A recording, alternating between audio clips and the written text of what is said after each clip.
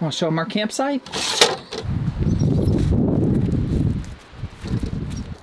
Good morning, YouTube. Welcome back to this channel, and welcome to 9,000 feet. And it is beautiful, and more importantly, it is nice and cool. So it's been super nice being up here for the 4th of July. Lotus, if you don't know, one of my shepherds, does not do well with fireworks especially. So one of the best things that I could do for him with this lifestyle is find somewhere safe to go, and that's what we did.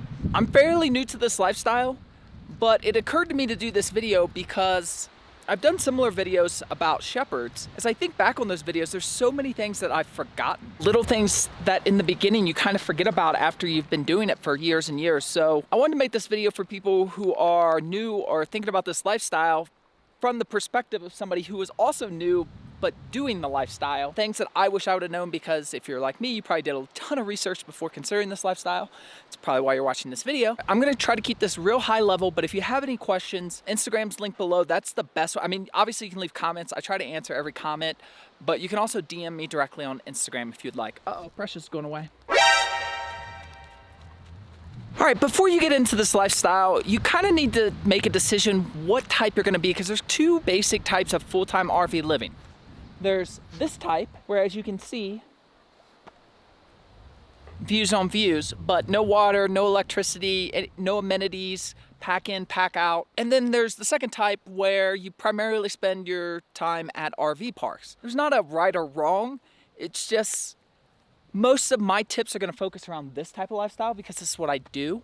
I rarely stay in campsites. So things like solar, generators, water conservation, things like that we're gonna cover in this video don't really apply if you're staying at an RV park all the time with full hookups. That said, if you're unsure what type you wanna be, well, watch the video. I'll show you some of my tips, and if watching these tips make you think you don't even wanna deal with this, then that may answer the question for you.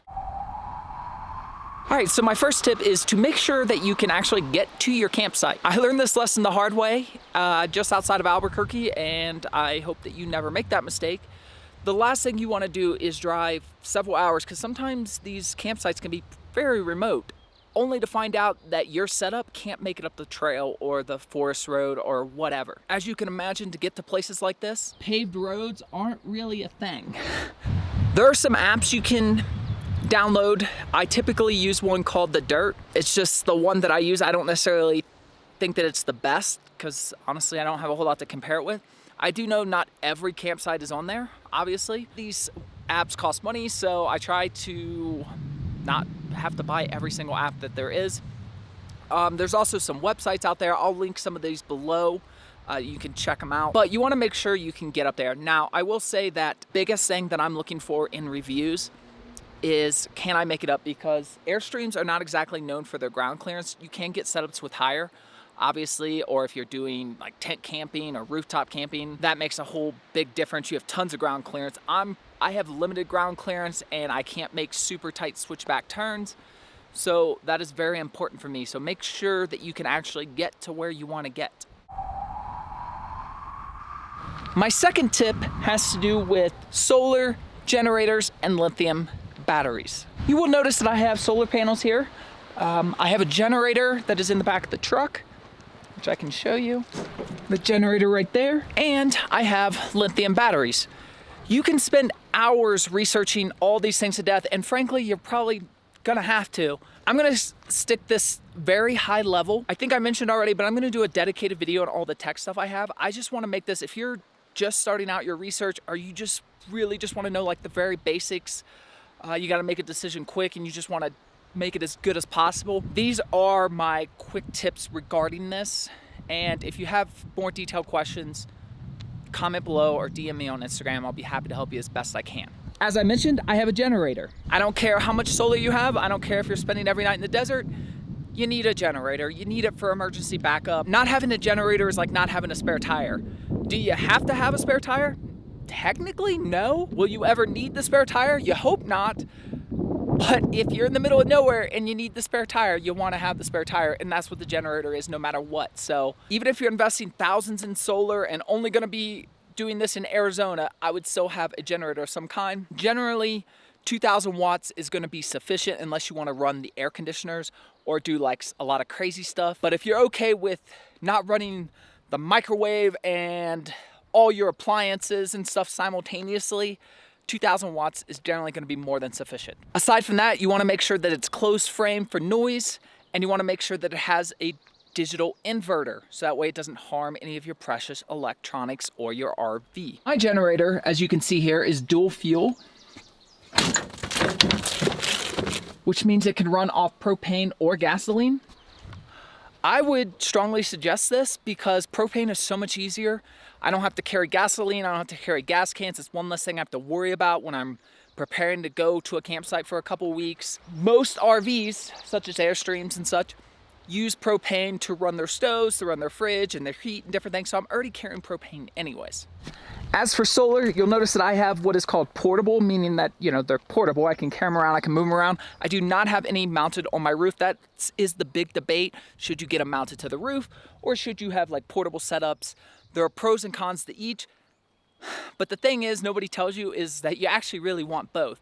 You want portable for when you're parked in the shade and you can move it around, or if you're gonna be at the same spot for days or a week or more, I can really take advantage of portable because, as you'll notice, they are facing east right now, and then sometime around noon, 1 o'clock, I'll flip them and have them face west. Now, I have 320 watts of solar panels total.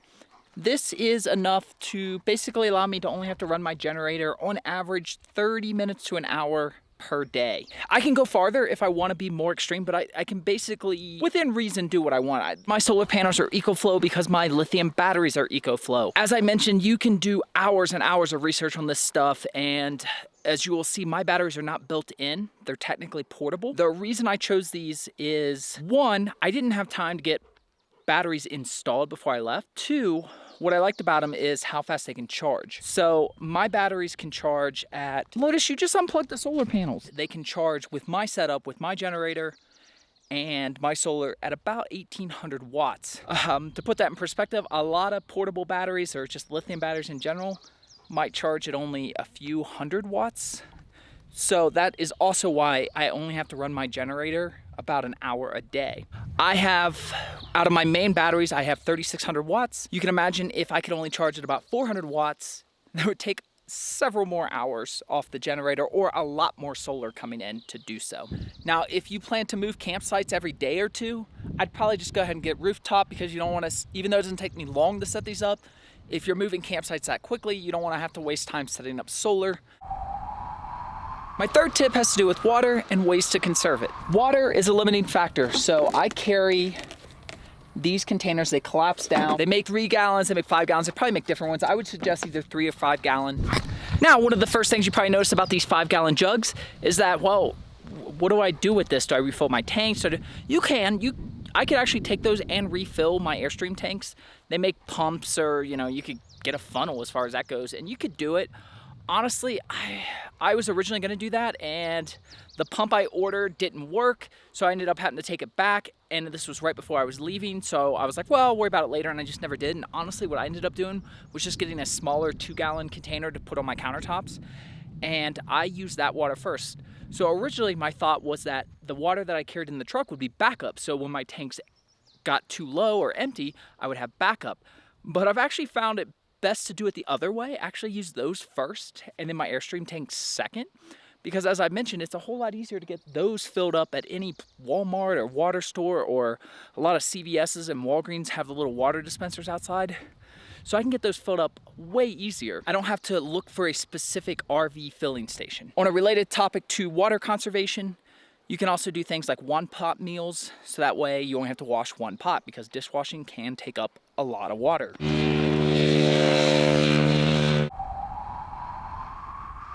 All right, for my fourth tip, we're gonna have to go inside the Airstream, and that is, if it can move, it will move.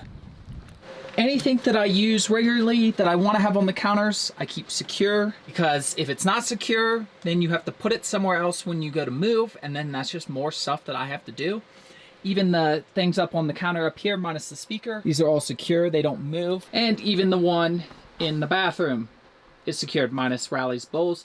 And the bucket that's in the sink, you'll notice is collapsible, so that way I can squash it down into the sink. Like I said, if it can move, it will move. I promise you this. So for everything that you don't have secured like that, it's just more stuff that you have to do something with before you can leave campsites, and then it's stuff that you have to put back when you arrive at a campsite. So it just makes the whole lifestyle harder. Now how these work is there's actually things securing them to the back of the wall, as you can see there. And as you'll notice, they're on the ground. Well, they're not on the ground, they're on the counter. You know, it can get pretty violent when these things are moving. So I like to try to not fight gravity. You could put these up higher on the wall, and people do. That's who I got, actually the person I got the idea from, she puts hers on the wall, but I knew I wanted to put some heavier stuff in mine, and we kind of go into more remote areas, so the roads can be a little bit bumpier and everything. So I just figured one less thing to fight. Let's not fight gravity as well as all the bumps in the road. Some other things, obviously Airstreams are made of aluminum, so magnets don't work. Command strips are helpful. That's how I do things like this. That's how that's held up. Baby straps like the child locks. You'll notice that's how I have my desk secured to the wall, so that way it doesn't move. Now, if you're doing van life or something that has metal, obviously you can do high-powered magnets. You can also do suction cups. I'll link all these down below. There's an Amazon store link. I'll put a separate section for RV life with all this sort of stuff in there. So if you buy through the link, me and the pups do get credit, so I appreciate it, but you don't have to. It doesn't affect your price at all, though. All right, my fifth and final tip has to do with the locations that you're at. Obviously, with this lifestyle, we can be in very different locations very quickly. In the last week or so, we've been at 9,000 feet like we are today. We've been in the desert, we've been on the ocean. So you kind of got to be prepared for all sorts of weather. So clothing and shoes, keep in mind whatever you're going to need for different types of weather. Also, your power needs are going to vary dramatically. Enzo, toothless? No, no more toothless. You know, this is basically best case scenario weather. It's warm enough that I definitely don't need the heat. Cool enough that I don't even need fans for the pups. Maybe during like the peak hours for like an hour or two. Certainly don't need to run the air conditioner. As you get out of that kind of 40 to 70 degree range, your power needs are going to go up dramatically because you're either going to have to be running heat or various forms of fans or air conditioning. Enzo, please don't choose that. Please do not chew that. I don't want you being more toothless. So I do want to leave you with a couple small tips around this to help conserve power. One is Zero Breeze for the hotter weather. It's a little portable air conditioner. It's not big enough to cool the entire Airstream, but it also only uses about 240 watts, which if you're new to this lifestyle doesn't mean a whole lot to you. But considering that our built-in air conditioner uses about 2,000, hopefully that kind of puts some perspective to you. It uses such little power that I can essentially run it off solar. Also pay attention to your fans. Vornado fans typically are more efficient because they're DC based, so they use less wattage. And as far as staying warm, I have a heated vest. So in the evenings when it does get a little bit colder, if I don't want to necessarily put on a ton of layers, I can run that. And then during the peak hours like today, I can charge it off solar. One final thing I do, this could kind of go under a couple different categories as far as electricity or water conservation, and that is I only cook once every 2 to 3 days typically. So for breakfast and lunches, breakfast for me is usually just like a Cliff Bar. Lunches are usually sandwiches and vegetables and stuff. Dinner is where I will cook. What I will do is I will make 2 or 3 days worth of chicken or something in the air fryer, because the air fryer uses, 1,500 watts, whether it's cooking 1 piece or 3 pieces. And it kind of goes the same with water. I'm only cooking once every 2 or 3 days, therefore I only have a bunch of dishes once every 2 or 3 days. So it also helps me conserve on water. I will also, if I'm making pasta, I will make extra and keep it in the fridge, and then I just have to put it in the microwave for like a minute. So I do a lot of things like that so that I'm both conserving electricity and water. This is just meant to be kind of like a beginner's high-level newbie type thing, because that's what I am, and this is some of the stuff that I've had to learn quickly. So if you have any questions, as I mentioned, please comment below or DM me on Instagram. Otherwise, consider subscribing. I appreciate you all as always, and I especially appreciate the Patreons who support us each and every month with their donations. I love you all. Good night.